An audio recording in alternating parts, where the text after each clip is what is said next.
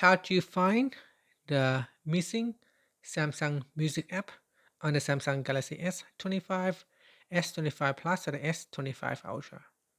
So if you like to use Samsung Music app instead of YouTube Music, it is not installed by default on your phone. So you can install it from the Galaxy Store or Play Store. So tap on the home button to go back to the home screen.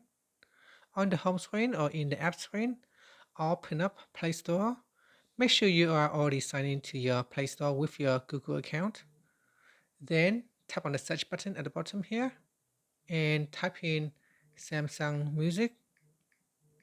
So type in Samsung Music and then tap on the install button. Now allow the phone to go ahead and download and install the app. After that, you can tap on open to open up Samsung Music and then tap on the continue button. Tap on allow and allow again, and that's it. Okay, so once it's added, you can then place music on your phone. You can play from Spotify music directly from Samsung Music. You can add songs to favorites, create playlists, view available tracks on your device. And that's it. Thank you for watching this video. Please like and subscribe to my channel for more videos.